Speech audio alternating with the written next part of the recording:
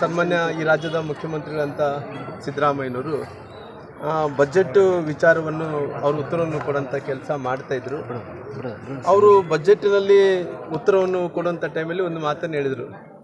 ನನ್ನ ತಂಟೆಗೆ ಬಂದಂಥವ್ರು ಎಲ್ಲರೂ ಕೂಡ ನಾನು ನೀರು ಕುಡಿಸೋಂಥ ಕೆಲಸ ಮಾಡಿದ್ದೀನಿ ಅನ್ನೋಂಥ ಮಾತನ್ನು ಕೂಡ ಸನ್ಮಾನ್ಯ ಸಿದ್ದರಾಮಯ್ಯರು ಹೇಳಿದ್ರು. ಆದರೆ ನಾನು ಕೇಳ್ತೀನಿ, ಬಹುಶಃ ನೀವು ನಿಮ್ಮ ತಂಟೆಗೆ ಬಂದಂಥ ಎಲ್ಲರಿಗೂ ಕೂಡ ನೀರು ಕುಡಿಸೋಂಥ ಕೆಲಸ ಮಾಡಿದ್ರಿ. ಜೊತೆಯಲ್ಲಿ ಇವತ್ತು ನಿಮ್ಮ ತಂಟೆಗೆ ಬಂದಂಥ ಡಿ.ಕೆ. ಶಿವಕುಮಾರ್ ಅವರು ಕೂಡ ನೀರು ಕುಡಿಸೋಂಥ ಕೆಲಸ ತಾವು ಮಾಡಿದ್ರಿ.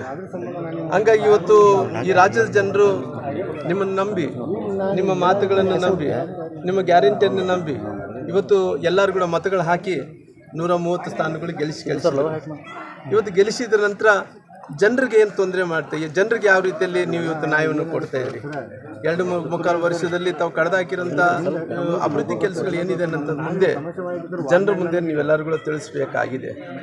ಹಂಗಾಗಿ ಇವತ್ತು ನೀವೆಲ್ಲರೂ ಕೂಡ ನಾನು ಸಿದ್ದರಾಮಯ್ಯರು ನೋಡಿದಂಥ ಟೈಮಲ್ಲಿ ಅವತ್ತು ಯಾವ ರೀತಿಯಲ್ಲಿ ಆಂಜನೇಯ ಸ್ವಾಮಿ ಭಗವಂತ ಯಾವ ರೀತಿಯಲ್ಲಿ ಸಂಜೀವನಿ ಪರ್ವತವನ್ನು ಹೊತ್ಕೊಂಡ್ಬಂದು ಅವತ್ತಿನ ಏನು ಲಕ್ಷ್ಮಣನ ಉಳಿಸೋಂಥ ಕೆಲಸ ಮಾಡಿದ್ರು, ಆ ರೀತಿಯಲ್ಲಿ ಇವತ್ತು ಜನರಿಗೆ ವಿಶ್ವಾಸನ ಕೊಟ್ರಿ, ಆಶ್ವಾಸನ ಕೊಟ್ರಿ, ಎಲ್ಲವನ್ನು ಕೂಡ ಕೊಟ್ಟು ಇವತ್ತೆಲ್ಲ ಕೂಡ ಕುಳ್ಳು ಭರವಸೆಗಳಾಗಂಥ ಕೆಲಸ ತಾವೆಲ್ಲರೂ ಕೂಡ ಮಾಡಿದ್ರಿ.